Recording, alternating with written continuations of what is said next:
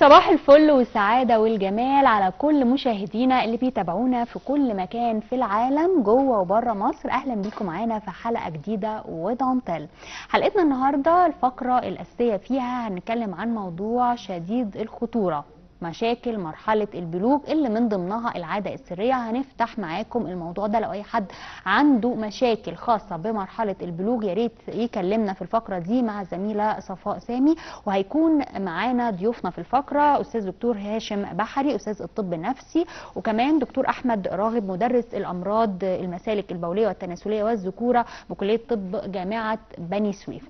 اما بالنسبة لفقرتنا دلوقتي فبصراحة معانا مجموعة من المعلومات المفيدة جدا جدا واللي مختلفة ومتنوعة، ويا رب يعني تفيد حضراتكم في مختلف المجالات. اول حاجة هي خاصة بكل الناس اللي بتدور على شغل. طبعا معروف ان الشباب والطلبة بيتخرجوا من الجامعة بيبدأوا يدوروا على شغل، لكن في ناس ما بتبقاش عارفة ايه اهم مهارات ممكن اصحاب العمل نفسهم بيدوروا عليها. وعلى فكرة الموضوع مش بس خاص بالناس اللي بتدور على شغل، لا كمان الناس اللي ممكن تبقى في شغل حالي لكن محتاجة انها تحسن من مهاراتها. اول حاجه لازم يبقى عنده مهاره الموبايل. طبعا الناس هتقول يعني ايه مهاره الموبايل؟ يعني حسن التعامل مع الهواتف الذكيه والاستفاده منها بالدرجه القصوى. دي من المهارات المهمه والضروريه جدا في 2017 ده حسب خبراء التوظيف، لان اصحاب العمل بيدوروا على الاشخاص اللي بيجيدوا التعامل مع الموبايل. طبعا الحاجات اللي هي الحديثه اللي بتدخل على النت، لان ده زيه زي الاله الكاتبه قديما. ان انت ابسط حاجه دلوقتي اي حد يمسك الموبايل بتاعه يخش على النت يعمل سيرش، يكتب اي حاجه، يكتب حاجه، يعني الموضوع بقى سهل جدا من خلال الموبايل. كمان تاني حاجه البيانات، يعني لازم يبقى الشخص اللي بيدور على وظيفه عنده مهارات متعلقه بالبيانات، سواء تحليل البيانات او تقديمها بطريقه مرئيه مبسطه، لان مهاره التعامل مع البيانات مهمه جدا في كل المهن تقريبا، سواء كانت اعمال تجاريه، دعايه وتسويق، او حتى الأعمال المتعلقة بالمحتوى نفسه الخاص بالإنترنت.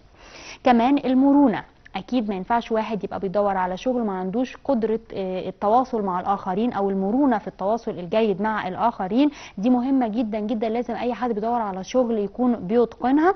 بالإضافة بقى القدرة مستمرة على إن هو يطور من نفسه، يتعلم مهارات جديدة. دي حاجات مهمة إن أصحاب العمل دايما بيعملوا لها أولوية كبيرة.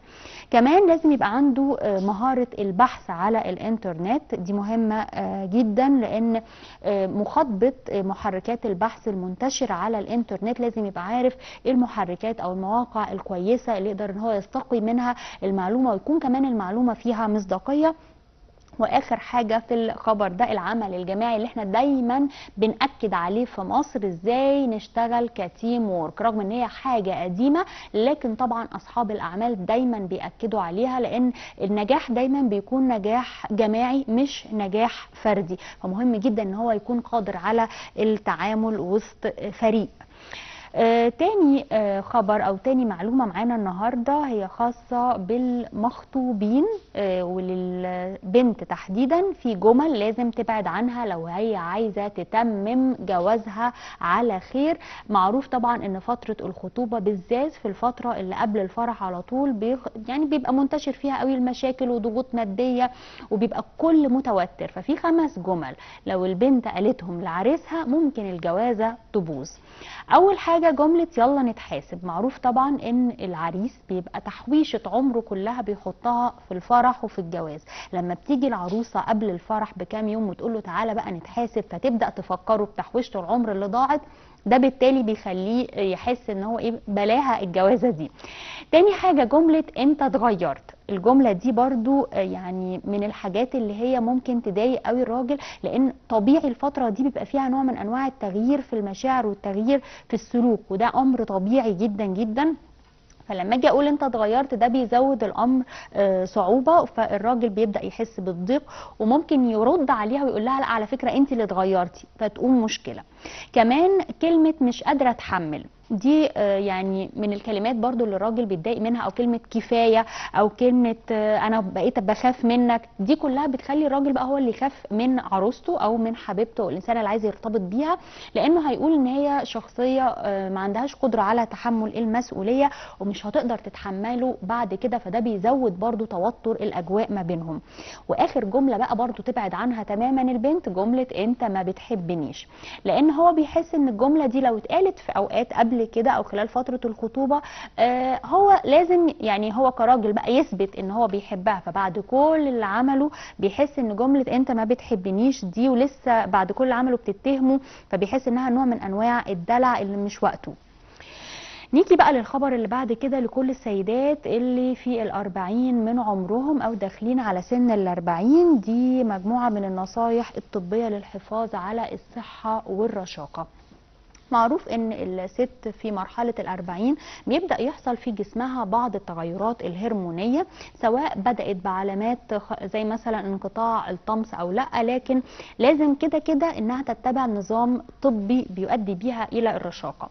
اول حاجة انها تحاول تحافظ على وزنها المثالي، لان معروف ان في الفترة دي قدرات الجسم على حرق الدهون بتتراجع بشكل كبير، وكمان التمثيل الغذائي الجيد بيتراجع، وده طبعا بسبب التغير الهرموني اللي بيحصل في الجسم، وبيتسبب في زيادة الوزن في الفترة العمرية دي. وبيجي كمان امراض كتيرة جدا في الفترة دي، ربنا يا رب يحفظ كل الناس، اهمها مثلا السكر، هشاشة العظام، التهابات المفاصل. كمان ضروري جدا في فترة الأربعين ان الست تاكل سمك على الاقل مرتين في الاسبوع، لان ده بيكسب الجسم دهون صحية بتكون قادرة على دعم عمل القلب. كمان الست لازم تتناول الأطعمة اللي بتحتوي على فول الصويا، لأن فول الصويا فيه هرمون الاستروجين النباتي، وده مهم جدا للسيده. يمكن المراه اليابانيه معروف انها اكتر مراه في العالم اكلها اصلا بيحتوي على فول الصويا، ويمكن ده كمان من الحاجات اللي مخليه المراه اليابانيه السرطان بيكون بعيد عنها بشكل كبير. اخر حاجه بالنسبه للسيده في الأربعين انها لازم تحرص على تناول الكالسيوم، يعني لازم تزود من الكالسيوم عامه، سواء بكوبايه حليب خالي من الدسم، جبنه قريش، او الاجبان عامه الخاليه من الدسم. وطبعا لازم برضو تتابع مع دكتور، لان ممكن يوصف لها انها تاخد كبسولات خاصه بالكالسيوم، لان زي ما قلنا من ضمن الامراض اللي بتظهر هشاشه العظام والتهاب المفاصل. نيجي للخبر اللي بعد كده، وده تزامنا مع اليوم العالمي للسمنه. احنا دايما في دانتيل بنكون حريصين على الرشاقه والبعد عن السمنه، في عادات غذائيه خاطئه لازم كلنا نتجنبها علشان نقدر ان احنا نسيطر على وزننا. اول حاجه قله النوم. معروف ان الشخص لو نام عدد ساعات قليله ده بيزود من احساسه بالجوع، فبيبدا ان هو ياكل كتير، وده طبعا بيأثر على افراز هرمون الكورتيزول اللي بينظم الشهيه، وبينتج عنه تخزين مزيد من الدهون في الجسم. كمان بقى الاكل بعد تناول الطعام، يعني لسه نبقى مخلصين وجبه وعايزين ناكل تاني. معروف طبعا لو هناكل تاني ده معناها ان ده هيؤدي لزياده في الوزن. لازم الواحد يحاول انه يكسر الاحساس ده، ياكل حاجات بقى اللي هي ما بتتخنش زي خيار، ياخد مثلا علبه زبادي خالي الدسم. مهم ان هو يحاول يقاوم الرغبه دي، خصوصا ان احنا داخلين على الشتاء، والشتاء الشهيه فيها بتبقى مفتوحه جدا. كمان تناول المشروبات الغازيه، معروف انها فيها سعرات حراريه عاليه جدا بينتج عنها تراكم للدهون في الجسم، وخصوصا منطقه البطن. معروف ان مياه غازيه يعني المقابل ليها كرش. اخر حاجه تخطي وجبه الافطار. كتير قوي للاسف من الناس بيهملوا وجبه الافطار، وبالعكس وجبه الافطار بقى اكتر وجبه نقدر ناكل فيها زي ما احنا عايزين الى حد كبير، لانها بتشبعنا بقيه اليوم وبتخلينا ما نبداش طول ما احنا قاعدين عايزين ناكل. اخر بقى خبر معانا النهارده ومن الاخبار اللي هي مهمه جدا جدا ومحتاجه توعيه لينا كلنا، في 5 علامات بتؤكد انك في حاجه الى زياره الطبيب النفسي. للاسف زياره الطبيب النفسي من الامور اللي كتير جدا جدا مش بيفكر يلجأ لها، ويمكن الاسباب ممكن بتبقى راجعه سواء للتردد او للتسويف او اعتقاد بعدم جدوى الزياره. انا مش مريض، رغم ان كل واحد فينا اكيد فيه جزء مرض نفسي والموضوع محتاج ان هو يتعالج ونبقى الحياه بسيطه وسهله. ايه الحاجات بقى اللي بتقول ان انت محتاجه او ما انت محتاجه تروحي لدكتور نفسي؟ اول حاجه لو كنت بتعاني من الشعور بالخوف والقلق بشكل دائم، ده اكبر دليل على ارتفاع نسبه هرمون الكورتيزول في الدم، ده بيخلي الفرد غير متزن عاطفيا، بيكون عرضه للانفعالات اللي بتاثر على حياته بشكل كبير. تاني حاجه لو الشخص بيلجأ لتناول المسكنات، المهدئات، الحبوب المنومه من غير ما يستشير طبيب، ما يعرفش الانواع المناسبه للحاله اللي هو فيها، دي برضو من اكبر الدلالات اللي بتؤكد ان هو محتاج يزور طبيب نفسي، لان هو طبعا الدكتور هو اللي معروف النسب الكيميائيه اللي محتاجها كل واحد فينا. الهروب كمان من مواجهة المشاكل بالنوم لساعات طويلة، عدم الرغبة في الاستيقاظ، ده طبعا دليل برضو على ان عقله الباطن بيهرب من مواجهة المشاكل وبيشعر بقلة الحيلة وشايف كمان ان مفيش اي امل للوصول لاي حلول، ده طبعا بالنسبة للمشكلة اللي هو شايفها الشخص. كمان الدخول في حالات من الصمت، مش قادر يتكلم، على طول قاعد ساكت وبيفشل في إدارة أي حوار، وده سواء كان في محيط العمل أو في البيت. واخر حاجه استرجاع الذكريات المؤلمه، ودي طبعا بتكون من الحاجات اللي بتعيقنا على اننا نكمل حياتنا، لازم ان احنا نحاول ان احنا نتخطاها. في بعض الناس للاسف ما بيبقاش عندها القدره انها تتخطى التجربه او انها تقع في نفس النتائج مره تانية. دي كانت اخبارنا النهارده مشاهدينا، دلوقتي هنسيبكم لفاصل ونرجع مع صفاء سامي، خليكم معانا.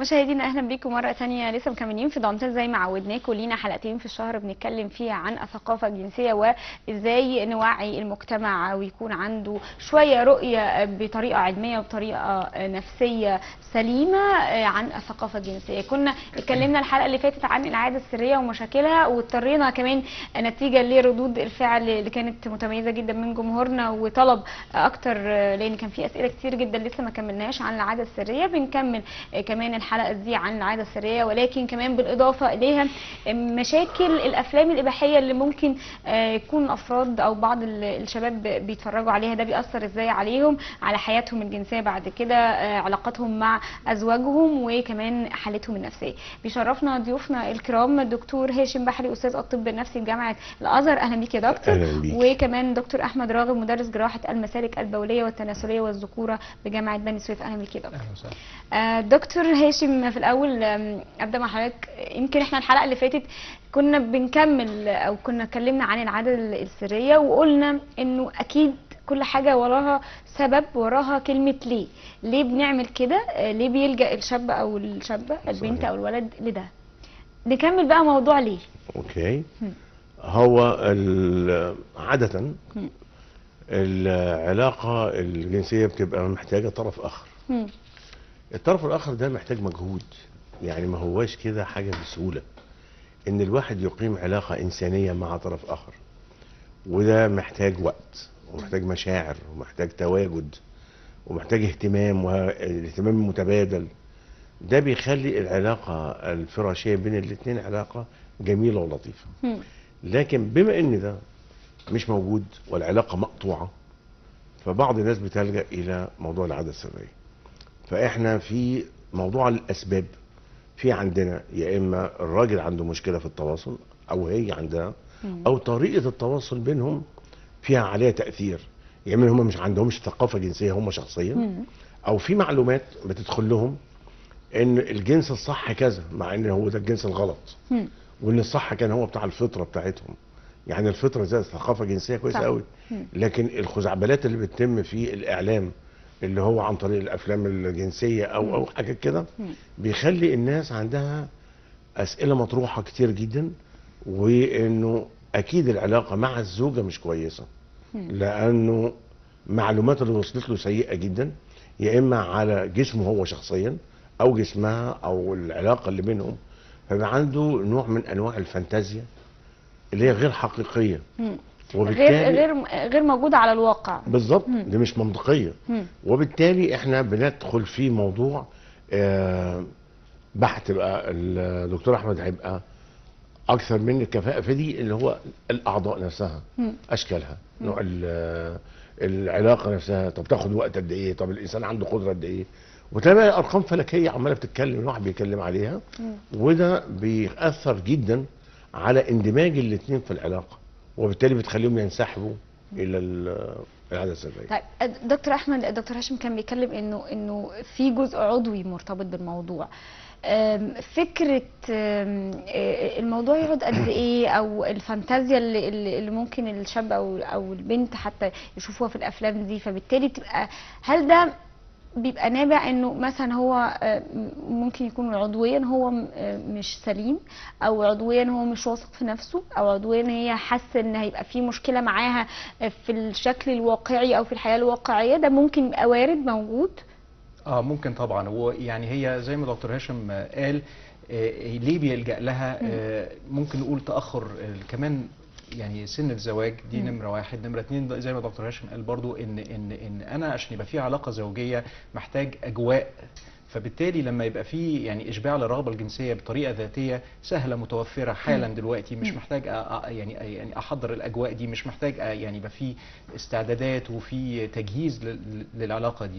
الحاجه الثانيه ان يعني بناء على سؤال حضرتك، فعلا ان عدد كبير قوي من الناس اللي بيزورونا في العياده بيبقى جاي متوهم بحاجات كتير قوي من ناحيه الكفاءه في العلاقه الزوجيه تكون ازاي، الوقت، العلاقة الزوجية، شكل العضو، طول العضو، حجم العضو يعني بمعنى أصح. فكل ده بسبب الحاجات اللي هي الموجودة سواء في الميديا او موجوده في التلفزيون او الافكار المغلوطه دي، وبيكون هو سليم ما فيهوش مشكله خالص، بل بالعكس يعني مش بس عضويا بيبقى قلقان، يعني القلق ده في حد ذاته بيدخله في نواحي نفسيه دكتور هاشم هي ادرى بيها طبعا، فيعني بنخش في دايره مفرغه بالتالي بتاثر مستقبلا او في الحال ممكن تاثر على قدرته الجنسيه اللي هي اصلا كانت سليمه من الاول. دكتور هاشم، كان في سؤال اتسالنا الحلقه اللي فاتت، انه كان في سالت يمكن بعد ما الحلقه خلصت اتصلت سالت انه طب هو اصلا ولادي انا مربياهم كويس بيعرفوا عن العاده السريه دي ازاي؟ كنا نجاوب عليها نقول لها ايه يا دكتور؟ هو اولا احنا لو ما كناش بنتكلم مع اولادنا فانت بتسيب لهم مصادر للمعلومات ضخمه جدا بره البيت. بره البيت ده فيه اصحاب، اخوات كبار لاصحابهم، افلام، الوصول ليها من خلال الشبكات الفضائيه دي سهل قوي. فاحنا عندنا مصادر ضخمه جدا، اذا ما كناش احنا هنبتدي نقول لهم ما نسالش نفسنا هم عرفوا منين، ما انا اللي سبتهم، انا اللي اطلقتهم يتلقوا اي معلومه. هو تجد حاجه لطيفه جدا من الاهل ان يقول لك انا خايف على مثلا على بنتي وعلى ابني، خصوصا من الشله الفاسده. طب ما هو انت عن طريق انك حاجر عليهم وما بتكلمهمش بطريقه صحيحه، انت بتوديهم بايدك، بتوديهم للشله الفاسده. ازاي يا دكتور؟ ما ان هو بتخليهم هم الاولاد بتوعي يسالوهم، يعني بدل ما بيسالوني انا ويبقى في مسافه بيني وبين ولادي قريبه في ان احنا نسال بعض ونتعلم ونتكلم، لا ده انا بقول لهم عيب ومحدش يقول كده لما تكبر شويه. طب ما هو فبالتالي يروح مصدر تاني يعني بالظبط، فبيروح اللي في الشارع يسالهم هو ايه اللي بيحصل، فيقول بيحصل كذا ومعلومات مغلوطه. فاللي بيحصل ان انا بحجه اني عايز ولادي يكونوا متربين كويس قوي، انا بعرضهم لمخاطر فظيعه جدا ان هم ياخدوا معلومات مغلوطه من اي حد بره، وبالتالي بيكمل حياته بهذه المعلومات المغلوطه طبعا. لان هي دي اللي راسخه في مخه من اولها يعني. كسف يسال ممكن. صح. رجوعا برضو للجزء اللي اتكلمنا فيه في الاول، فكره انه هل العاده السريه تاثر او لا، او كان في سؤال الحلقه اللي فاتت كان في متصل كريم سالنا هل هي بتاثر على الخصوبه وممكن تسبب مشاكل في القذف مثلا يا دكتور لو اتكلمنا من الناحيه العضويه؟ بصي حضرتك، هو يعني هم يعني في ابحاث اثبتت ابحاث في عن المخ وطريقه آلية المخ بيشتغل ازاي. لقوا ان لو في فعل معين انا بعمله وصل مثلا ل 10000 مره اتكرر، المخ عنده قدره ان هو يغير الدايره الكهربائيه او الآلية بتاعه التشغيل بتاعته. وبيحصل بالاضافه الى كده كمان هو العاده السريه او حاجه زي كده لما انا ابتدي بدمنها منها وتكرارها بيبتدي يعمل نوع من الخلل. احنا مش هندخل في التفاصيل، خلل في الكيماويات اللي بتتفرز من المخ، وده نفس بيبقى لدرجه ممكن حتى يوصل نفس درجه تاثير الادويه او المخدرات، حتى كانه ادمان مثلا. كادمان بالظبط. غير ان هو بيتعود على الوصول للنشوه بطريقه مختلفه تماما عن الطريقه الطبيعيه العلاقه الزوجيه. فبالتالي اثر عليه بعد كده. فيأثر عليه، انا اتعودت اوصل للنشوه بالطريقه الفلانيه، سواء بقى يعني سواء استخدام لنفسه حاجه ذاتيه بيستخدم ايده، او حتى استخدام الادوات او الالعاب اللي هي منتشره بره معروفه، حتى بيستخدموها كتير قوي وليها اكيد بس ملهاش محلات. بعض المحاضر اتعملت ضد في بعض الاماكن اتمسكت فيها يا دكتور هذه عندي تم تهريبها. فهو بيتعود على الحاجات دي اللي هي غير مماثله تماما للعلاقه الزوجيه الحقيقيه، فبالنسبه له هو ده الصح، وده بالنسبه له غير مناسب ليه.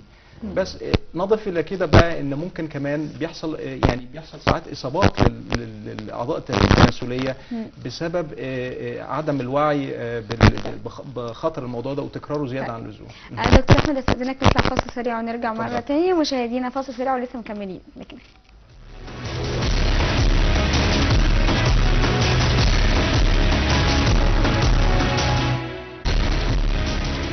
مع بسمة السباعي مرة تانية مشاهدينا، رجعنا لكم بعد فاصل. كنا بنسأل دكتور أحمد عن تأثير العادة السرية وتكرارها على الأعضاء التناسلية سواء عند الولد أو عند البنت. كنا اتكلمنا عند الذكر قبل الفاصل، عند البنات بقى يا دكتور تأثيرها إيه عضويا؟ بص، يعني من ضمن الحاجات كمان زي ما بالظبط بتأثر على يعني الأسلوب اللي بوصل بيه لدرجة النشوة، برضه هتأثر على البنت، وممكن ترفع سقف توقعات ليها للعلاقة الزوجية بنفس الأسلوب بالظبط. الحاجة التانية ممكن عضويا بقى، يعني نظرا لاختلاف التشريحي بين الأعضاء أو الجهاز البولي والتناسلي عند الست غير الراجل، إن مجرى البول طوله قصير جدا، بيبقى 4 سم، وبيبقى قريب قوي من مكان العلاقة الزوجية. فبالتالي لو هي استخدمت حاجات غير معقمة أو استخدمت ذاتها نفسها في المنطقة دي، ده بيعرضها ممكن يبتدي يحصل التهابات في المسالك البولية، وبعدين الالتهاب ده يتطور يبقى التهاب مزمن، يبقى يتطور يوصل للكلى، يعني نخش في يعني تأثر بعد كده على الجسم عموما يا دكتور. يا فندم طبعا. من الناحية العضوية تأثر من ناحية المسالك البولية ومن الناحية التناسلية كمان. وده كمان في خطورة كمان في المستقبل لو الالتهابات دي اتكررت، ولو في دكتور نسا معانا هيقدر يفيدنا اكتر من كده، نبتدي نخش في الالتهابات المزمنه في الجهاز التناسلي للسيده، ممكن ياثر على قدرتها على الانجاب في المستقبل. دكتور هاشم، دكتور احمد هو بيشرح لنا عن الجزء الخاص بالفتيات، كان بيقول انه بيرفع سقف التوقعات عندها. هل ده ممكن سبب من احد اسباب مثلا الانفصال الكتير او عدد الطلاقات الكتير اللي حاصل في الفتره الاخيره مثلا بين الاجيال الجديده، انه بيرجع اسبابها في الاخر لما بنشوف الاحصائيات انه في عدم توافق او في عدم انجذاب في العلاقه الجنسيه؟ هل ده ممكن يكون سبب من احد الاسباب العاده السريه مثلا؟ وارد لان هو البنت اللي بتمارس العاده السريه في مصر في ما قبل الزواج بتمارسه من الخارج، اللي هو منطقة البذر، ودي منطقة حساسة جدا عند الست. بعد الجواز الإثارة بتتم، لو عملنا إدخال فبتتم عند حاجة اسمها نقطة معينة داخل المهبل، بيتم إثارتها وبيحصل النشوة. بالمقارنة المكان الخارجي المفروض إنه يتوافق مع المكان الداخلي، الاثنين يأيدوا بعض، وبالتالي بتحصل نشوة قوية جدا للست ومتكررة كمان. انما لما بتتم الحكايه دي هي عن طريق الخارج فقط، ويجي بعد الجواز البنت لو اثناء العلاقه الزوجيه فكرت انها تلمس نفسها او تقول للزوج المس المكان ده، هتحط نفسها في حته قد تلام عليها بشده. قصدك ان انت قبل الجواز كنت بتعملي كده؟ طب عرفتي ده منين؟ وهندخل في مدرسه اخلاقيه وثقافه مجتمعيه بقى لوم فظيع. فهي ما بتقولش الكلام ده وتكتفي بالموضوع الخاص بالعلاقه الزوجيه العاديه، فبيكون النشوه بتاعتها اقل، فيبقى الجواز بالنسبه لها ما بيوصلش للمتعه السابقه. فحاجه من الاثنين، يا اما هي بعد دي التوقعات اللي كان دكتور احمد بيتكلم عليها. بعد العلاقه في بنات بقى او سيدات بقى بتلجا لاقامه العلاقه تاني، العاده السريه تاني لوحدها عشان تشعر بالراحه. وفي ستات بتجد انه العلاقه دي مش مريحه بالنسبه لها، فتقول لك انا ببقى عندي رغبه او توقع ان انا اصل الى النشوه ما وصلتش، فاللي بيحصل لها احتقان في منطقه الحوض، فبتحس بالام شبيه بالام الدوره شويه. فتيجي كل مره تدخل في علاقه زوجيه يجي لها الام الدوره، فبعد كده تروح فاصله نفسها.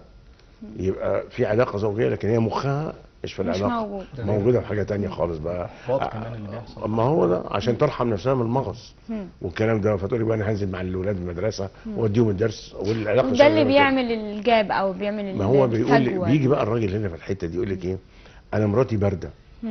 هي مش بارده، هي الفكره كلها ان العلاقه الزوجيه بينهم مش نافعه. هي بودها انها تبقى احسن، بس التوصيله نفسها ان هي عايزه توصل بواحد اتنين انت ما بتعملهاش. فهي مش عندها برود، هي عندها عدم استخدام للامكانيات اللي عندها، وبالتالي احنا من ضمن الحاجات وده يعتبر من نقص الثقافه والوعي الجنسي. صوري انه في ناس ممكن توصل بنات ورجاله، مش في احنا بنعمل حاجه شبيهه بحاجه اسمها الفون سكس كان بنتكلم عليها، ما فيش كلام اساسا مش موجودين قدام بعض، ورغم كده بيوصلوا الى النشوه بتاعتهم. ساعات حتى في الثقافه الجنسيه لما بيحصل تلامس جيد بس على الوش والشفايف والحاجات دي بيحصل نشوه. يعني البنات المراهقات لما بيتلمسوا بتقول لك انا دخت بوسه ودخت زي الافلام كده. فده معناه ايه؟ انه ممكن الولد والبنت يصلوا الى النشوه بمجرد هم يمسكوا بعض، يعني حاجه بسيطه قوي يعني. فالحكايه مش محتاجه كده، لكن هي الثقافه الجنسيه سيئه بحيث ان هو مش قادر يفهم نفسيه الامر والعكس. كان في سؤال احنا يمكن كنا طرحناه في بدايه الحلقات اول ما بدانا موضوعاتنا، وكان انه هل حضرتك مع ولا مش مع تدريس ماده خاصه بالثقافه الجنسيه بشكل معين في المدارس، او لو بين قوسين حطيناها انه قبل ما يبقى في زواج زي ما احنا بنروح نعمل التحليلات كده يبقى في زي كورس بيتاخد للزوج والزوجه نفهمهم، حضرتك معاه ولا لا؟ هو اوريدي انا معاه طبعا، وكنا انا واحد من الناس اللي عرضوا فكره تطوير الثقافه الجنسيه في مصر. ولكن في الحقيقه كان رد الفعل يعني اكتر حاجه ممكن تقول عليها اللي هو مش متحفظ ولكن متحجر، لانه اللي جاي في بال الناس ايه؟ وكأن الثقافه الجنسيه دي عايزه اعلم الناس الاوضاع الجنسيه، وده الموضوع ده مش في بالي. انا بالي ازاي تحترم الطرف الاخر، ازاي تتواصل معاه بطريقه فيها تقدير لذاته، ازاي تخلي الكيان ده حاسس اثناء العلاقه الزوجيه انه محترم مش انه بيستعمل، ازاي يبقى في رقي في الفكر بالزبط. من الجزء ده. فالفكره دايما الواحد لما بيبقى فاهم الطرف الاخر وفاهم نفسه وازاي يعمل احترام متبادل بين الاثنين اللي بيحصل العلاقه الجنسيه كويسه. لكن على فكره عشان اقول لك بقى حاجه بتتعمل اوريدي دلوقتي في الكنيسه المصريه متقدمه جدا ان بتعمل فعلا دروس ما قبل الزواج للشباب اللي هيتجوز، ان هو يفهم الطرف الاخر ويعني ايه علاقه جنسيه والكلام دوت. فهو موجود في مصر، لكن للاسف موجود في منطقه انا بحييهم ان هم بيعملوه، واتمنى ان مصر كلها تعمم فيها الموضوع ده. وطالما هيكون تحت طائله مكان محترم او هيئه مثقفه ما فيش مانع منه. دكتور احمد حضرتك كنت بتقول انه ممكن مع التكرار يحصل عند السيدات زي التهابات ويؤدي الى مشاكل بعد كده. هل ممكن تكون دي علامه لبعض الامهات ان ممكن من خلالها لو البنت مثلا ما بتتكلمش ممكن تقدر تكتشف ده من خلال الموضوع، ولا بيبقى صعب شويه؟ لا هو ممكن، هو يعني بصي هو لو في يعني بس دي هتكون بالاستبعاد. يعني ايه؟ يعني ساعات بنشخص حاجات بالاستبعاد، يعني لازم نستبعد الحاجات العضويه الاساسيه الدارجه اكتر بالظبط، ودي بتبقى دور الدكتور. يعني في الحاله دي هيبقى لو هي سنها صغير غالبا هيبقى البدايه هتبقى عند دكتور المسالك، فهو بيستبعد بقى، بيعمل التحاليل المطلوبه والاشعاعات والحاجات دي، وبعدين نستبعد ان في اي سبب عضوي والتاريخ المرضي اقدر اسمع برضو استبعد. لو كان كده يبقى لازم يكون في سبب لتكرار الالتهابات دي، فممكن ده يخليني اشك شويه. بس هي طبعا بثقافتنا لان الموضوع مش هيبقى مفتوح بالسهوله دي طبعا. صعب نوصل لحاجه زي كده، هتبقى محتاجه يعني دقه شديده جدا في التاريخ المرضي. طيب هل الختان ليه علاقة بفكرة انه السيدة بتكون يعني زي ما قلنا طبيا قبل كده في حلقات سابقة اكثر برودا، ممكن تلجأ للعادة السرية بسبب الختان، ولا ده موضوعين منفصلين تماما؟ يعني لا مش منفصلين، بالعكس ده هم يعني مرتبطين بعض جدا، لان هو طبعا الختان اكتر، يعني الاكتر حته بتتاثر هي اكتر حته بتحسس الست بالمتعه في العلاقه الزوجيه وبالوصول للنشوه. فبالتالي لو احنا بنتكلم في ختان يبقى احنا بنعمل عكس المطلوب، فبالتالي التوقعات بتاعتها مش هتوصل لها حتى سواء بالعلاقه الزوجيه، فبتضطر بقى يبقى في نوع من التطور في وصول او اشباع الرغبه الجنسيه عن طريق انها تلجا فالموضوع اللي كنا بنتكلم عليه في الاول هيبقى مبالغ فيه اكتر واكتر، اللي هو الفرق بين العلاقه الزوجيه وبين ان انا اقدر امتع نفسي ذاتيا. يعني بالعكس ده هو يعني فكره أكتر. الختان هتضر اكتر. طيب بالنسبه للولد برضه يا دكتور، هل الختان ليه علاقه بفكره انه لانه يمكن في حلقات سابقه كان في جدل ما بين ختان الذكر ولا لا، والاحصائيات اللي في اوروبا، وهل يعني كان في جدل كده واسع. احنا هنروح للحلقات جايه، بس النقطه الخاصه بالعاده السريه ليها علاقه مباشره برضو زي السيدات ولا لا؟ العاده السريه بتاثر زي ما قلنا، بتاثر حتى على طريقه الوصول للنشوه، وممكن تعمل اضطرابات في القذف نفسه. وحضرتك اثرتي موضوع يعني ساخن جدا يستحق حلقه لوحده، حكايه الختان عند الولاد، لان في جدل كبير قوي، يعني مش بينا احنا بس في مصر، حتى في العالم كله الابحاث ما استقروش لسه على ختان الاولاد. هل بيفيد او بيأثر على مده العلاقه الزوجيه؟ هل بيؤدي الى قذف سريع او العكس بيأخر القذف؟ لسه هم مختلفين، وفي ابحاث في الموضوع ده، وانا يعني الحقيقه مهتم بالحكايه دي، لان طبعا زي ما احنا عارفين من ضمن المشاكل الكتيره اللي بتقابلنا حكايه القذف السريع. والادويه اللي موجوده في الماركت دلوقتي مش بتحل الموضوع ده حل جذري. فبالتالي حبيت ارجع بقى لاصل الموضوع. طب ايه سبب انتشار الظاهره دي؟ هل الختان هو ليه دور في الحكايه دي؟ اختلفوا.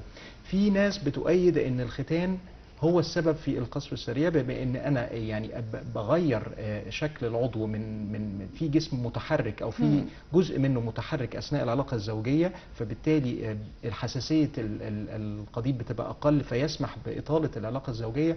وفي ناس العكس بتقول لا، ده الختان احسن للاطاله العلاقه الزوجيه. ويعني تفسيرهم لكده ان انا ما بكشف الجزء الحساس اللي في القضيب بيبتدي يعني بيخشن شويه ويتكون عليه طبقه تقوم تخلي درجه حساسيته تقل. فده موضوع عامل جدل كبير قوي قوي، ولسه ما استقرناش على يمكن كمان جدل طبي يمكن طبعا. يعني هو اكثر إثارة بالنسبة للمجتمع، انه حتى الحلقات اللي كانت بتتعمل وكلام حضرتك دلوقتي هيثير اكتر كمان جدل عند الناس وافكارها، انه حتى الطب هو في اختلاف في الاراء. يا فندم حتى الابحاث حضرتك ممكن بنبقى قاعدين يعني في ستاندرد، في تطورات كمان 20 سنه ماشيين بقواعد معينه واعتقادات معينه، ممكن في لحظه نظريه واحده تغير كل ده. وحضرتك هو النقطه اللي بيرسلها احمد ليه عايزه وقت. هو احنا بنقارن انه العوامل دايما في الابحاث في عندنا حاجات كثيره جدا بتؤثر. مثلا في وقت العلاقه الزوجيه لقينا في 20 حاجه انت عايزه تثبتي بين اتنين رجاله 19 حاجه وتقارني دي ببعض. بس انت ازاي هتثبتي دي؟ يعني ازاي هتجيبي اتنين رجاله زي بعض في ال 19 حاجه ومختلفين في دي اللي هو الختان؟ لانه القذف اللي هو علاقته بالمده بتاعته ليه علاقه بالسيده نفسها، الظروف، صحته، نفسيا، مليون حاجه داخله، نوع التغذيه، اي حاجه هتدخل. فهنا انت عايزه ازاي تثبتي كل دول وتغيري بس حكايه الختان بالراجل مختن ولا لا. لكن هي يعني مثيره لان الواحد يسال ويفهم يعني الموضوع شكله ايه. طب ايه اكتر حاجات طب ممكن نثبتها وحاجات ما نقدرش نثبتها، بحيث ان يبقى عندنا من باب الوعي برضه يا دكتور، من باب حتى ان تلفت نظرنا. مش شرط نصل الى الحقيقه لانه مش سهل قوي الحكايه كده. انا بس بوريكي شكل الصعوبه قد ايه في الاحصائيات كمان وفي النظريات وفي الدراسه، في حاجات كتير. عشان كده احمد بيقول انه بنبقى 20 سنه ماشيين في اتجاه ومره واحده يظهر متغير ما كناش شايفينه، فيخلي لك كل الابحاث بتاعتك السابقه اتغيرت ودخلنا في طريقة بما ان تانية. احنا كنا ماشيين مع تطورات الزمن ومع نعم. تطورات التكنولوجيا، بقى الموضوع مفتوح قدام كل الشباب بنات وولاد. بقى بكليك واحدة ممكن يشوف اي حاجة في اي وقت في اي مكان يا دكتور. هل ده طبعا يعني حضرتك يعني اكيد هتبقى معلوماتك اكتر، هل ده ساعد انه العاده السريه تزيد، ان هو بكليك واحده يقدر يشوف مليون فيديو لايف حتى للعلاقه الحميمه ولا لا؟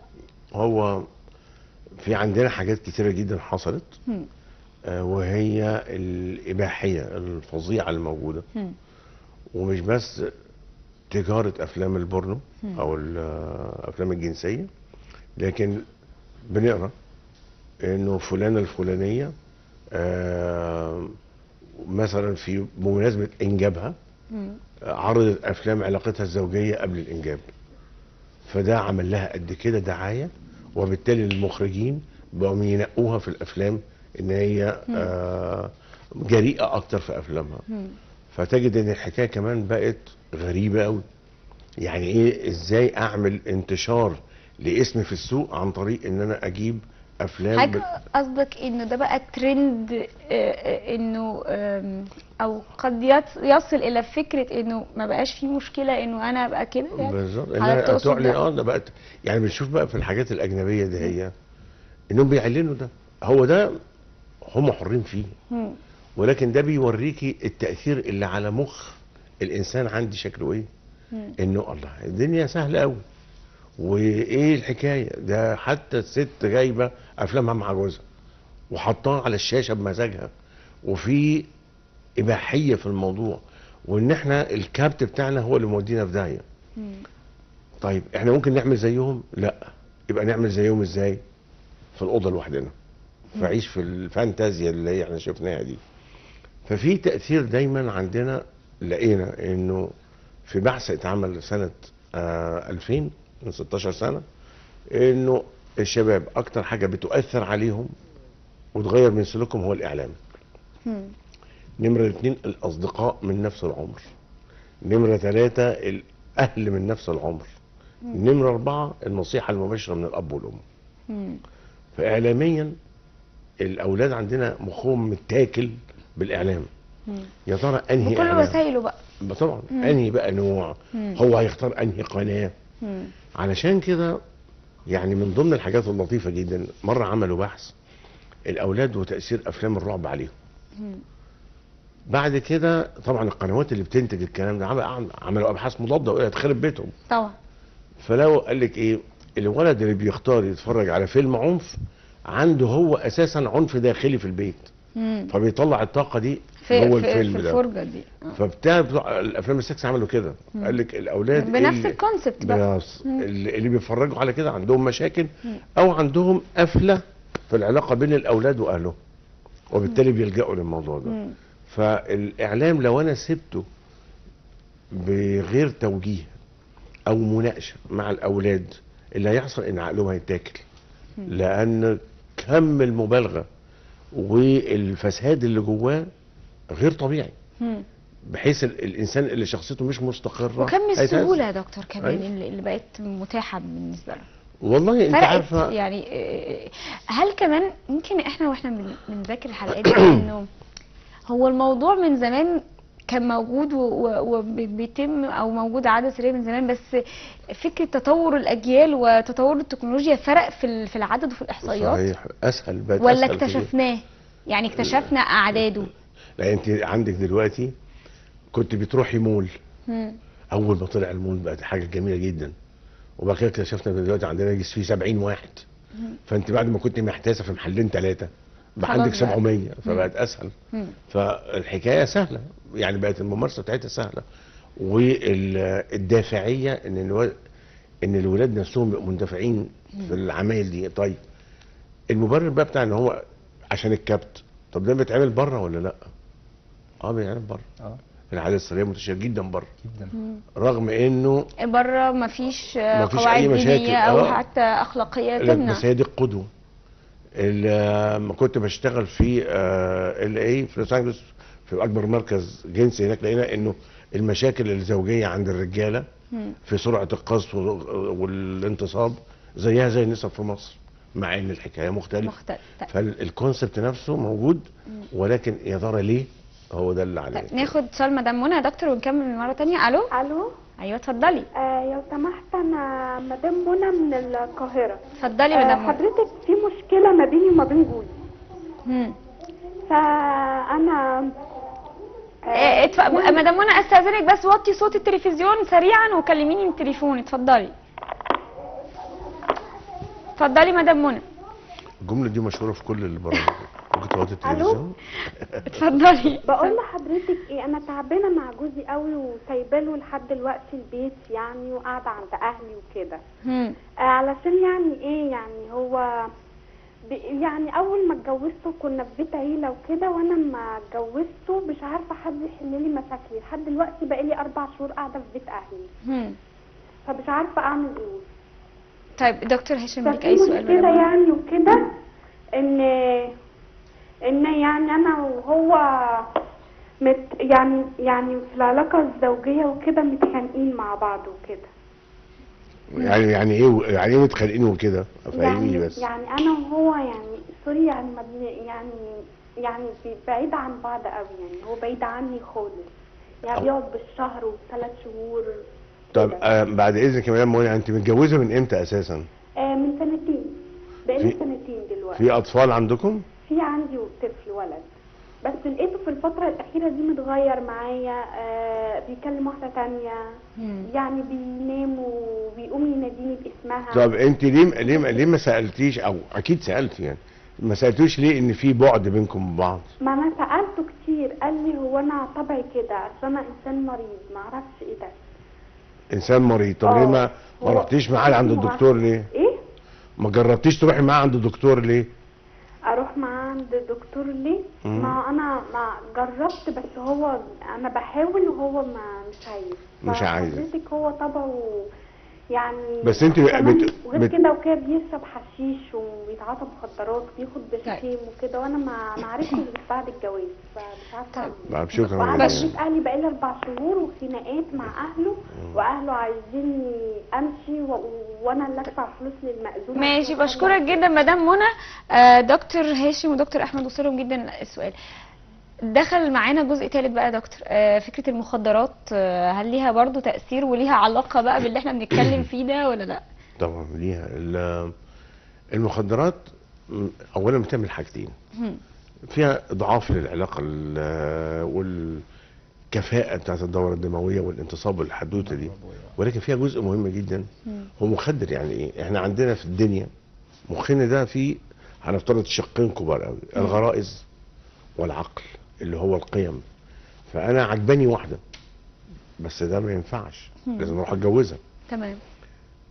فمع المخدرات بيتلغي حته القيم، فتلاقي اللي بياخد مخدرات بتنيم جزء معين عنده الغرائز بس، فيبقى عنده فانتازيا عاليه جدا، فيطلب من مراته حاجات غريبه جدا، وبيكون هو كمان اضعف جنسيا، فهو طالب نشوه عاليه جدا وهو ضعيف جدا ومش متواصل معاه، مش مقدم حاجه هو. فتبقى الحكايه مبهدله خالص زي ما هي بتحكي كده ان هم مش متوافقين. فبالتالي التركيبه نفسها غلط. فالعلاقه الزوجيه برضه تبقى غلط. فدي بتبقى محتاجه انه يتعاد بقى الترميم بالكامل، يعني واحد عايز يتنكس بقى من اوله كده. طيب الجزء النفسي لسيده زي مدام منى، وكتير جدا من السيدات بيعانوا من نفس المشكله، ايه المفروض تحل ازاي يا دكتور؟ اولا تعمل ايه الحل؟ اول خطوه، من اول خطوه الوقايه خير من العلاج. ما تروحش تتجوز اي واحد، يعني دي تروح تسال عدل عليه والكلام ده يكون واضح من الاول. انما تدخل في مخدرات وبالتقل اللي هي بتتكلم عليه ده واحد بياخد مخدرات من قبل الجواز بكتير طبعا يعني. فدي اول حاجه. تاني حاجه انه هنفترض ان هي خدعت وبتدي له فرصه للعلاج وتكلم ليه اهل برضه هيكلموه الكلام ده، ما ينفعش تطلق وتبدا حياتها بطريقه جديده لكن ما تسيبش ده دي الطريقه النفسيه. دكتور احمد، الجزء الخاص برضو بالمخدرات من الناحيه العضويه، لانه كتير جدا جدا جدا كنا بنسمع من رجال يقول لك لا اصل المخدر ده بيساعدني، النقطه دي صح ولا خطا؟ حضرتك بتتكلمي بقى يعني بالاخص على الادويه اللي هي بتطول فتره العلاقه الزوجيه يعني وبعض الحشيش وبعض الافكار عند الشباب انه الحشيش يعني هو بيساعد في ده. وليله الجواز زي ما احنا عارفين حتى بالزبط. في الافلام الكوميدي دايما ناس بتخدم وده العريس، عايزه تخدم العريس مم. وتوفر له الحاجات دي. لا، هي الفكره كلها هي ممكن تطول العلاقه الزوجيه عن طريق انها بتذهب العقل زي ما دكتور هاشم شرح دلوقتي، فبالتالي احساسي بالعلاقه الزوجيه بيبقى اقل، فممكن اطول. بس قصاد كده زي ما هي بتذهب العقل، هي العلاقه الزوجيه او القدره الجنسيه بتبدا من العقل، بتبدا من الفكر، وفي كيميكالز بتتفرز، فده يبتدي يبعت اشارات يعني موضوع معقد جدا، يبعت اشارات للاعصاب، الاعصاب تخلي الاوعيه تتمدد، فبالتالي يحصل انتصاب. فانا لو الجزء المتحكم في كل ده وهو المخ مش شغال، مأثر عليه او طافي او مغطي عليه، يبقى بالتالي كل التطورات او كل الخطوات اللي بعد كده هتتأثر طبعا. فبالتالي تجيب نتيجة عكسية في الاخر. في اعراض انسحابيه لو حد جالك مثلا العياده وقال لك انا كنت بمارس العاده السريه وعايز انتهي منها تماما بس انا مش عارف اعمل ايه، هل هي بما ان حضرتك قلت في الاول ان هي حاجه زي الادمان، هل في اعراض انسحابيه لده؟ هي مش هيحس عضويا قبل نفسيا كمان؟ هو بصي حضرتك، هو لما حد بيجي كتير قوي بيبقى فاكر زي ما كنا قلنا المره اللي فاتت، فاكر ان في علاج سحري، يعني انا هكتب له دواء هياخده هيمنع. لا هو الموضوع هيبقى من الدرجه الاولى موضوع نفسي، يعني سلوكي، احنا بهذب نفسي او بعيد تاهيل نفسي. فاول حاجه ابقى عارف انا بعمل كده ليه، وتاني حاجه ابعد عن الحاجات اللي بتثير الموضوع ده او بتشجعني على الموضوع ده. ومفتاح النجاح في ان انا ابطل حاجه زي كده هو ان انا لازم يبقى عندي صبر، ابقى عارف الموضوع ده هياخد وقت، مش لازم ابطله في يوم وليله، مش لازم ابطله في خلال شهر، هياخد وقت، عشان لو ما فيش صبر وحاسس ان انا مستعجل ممكن يجيب نتيجه عكسيه، يصاب الانسان بالاحباط، فيقول ما هي مش نافعه كده ولا كده وارجع تاني. فهي السر كله في ان الموضوع هياخد وقت، مفيش علاج سحري الموضوع ده، انت هتعالج نفسك بنفسك زي ما انت ابتديت وهتطلع واحده واحده منه. محتاج نبعد عن كل الحاجات اللي بتؤدي الى كده، اللي بتشجعني على كده، سواء قعدتي كتير لوحدي، احاول بشغل نفسي، افهم برضو اضرار الموضوع ده، برضو لما عارف الجانب الوحش للموضوع ده هيشجعني اكتر ان انا ابطله، وابقى عارف ان ما يجراش حاجه ان انا ابطل بالتدريج، مش هتبقى مره واحده. دكتور هاشم برضو نفس السؤال بطريقه نفسيه، الابعاد بقى الابعاد النفسيه اللي هتحصل وفكره يعني الاعراض الانسحابيه زي المخدر كده، لما هي المشكله في الموضوع ده ان هي سريه، فانا بقترح نخليها علنيه، تبقى العاده العلنيه ونخلص من الموضوع ده بالاساس. حاجه عندك سريتي وجع البيت. فدي حاجه. الحاجه الثانيه انه طيب هل في بعض الشباب والفتيات بيتفاخروا مثلا قدام بعض بالموضوع ده يا دكتور؟ طبعا بيحكوا لبعض. يمكن ده منتشر بين الشباب الولاد، لكن البنات ممكن حضرتك بتشوف العادات النفسيه ده ممكن متوافق طبعا. ده هناك الابحاث مسجله ان 30% من البنات ممكن يمارسوا الموضوع ده، وبيزيد يعني الحكايه مع السن بتزيد. فالمهم انه احنا عندنا اقل من دي، عشان لا ده اقل من سنتين. هي الفكره كلها انه العاده السريه دي بتعمل بهجه او سعاده للانسان، لو ما عملتلوش حاجات بديله هيفضل متمسك بيها. لو عملت له حياه جميله عنده فيها نشاط 1 2 3 10 هيبتدي تاثيرها يقل. لكن تقولي له بطل وما عندوش بدائل، ما عندوش حاجه وقاعد فاضي، يبقى بكلم اي كلام. مشكوره جدا جدا دكتور هاشم بحري، استاذ الطب النفسي بجامعه الازهر، وكمان بشكر دكتور احمد راغب مدرس جراحه المسالك البوليه والتناسليه والذكوره بجامعه بني سويف. شرفتوني جدا في الحلقه النهارده، ويمكن كمان من الحلقات المتميزه، ويا رب المشاهدين كمان يكونوا استمتعوا بيها وعرفوا شويه اكتر، والامهات والاباء قدروا يفهموا اكتر عن المشاكل اللي الشباب بتمر بيها حتى بعد الزواج. بشكركم جدا على المتابعه.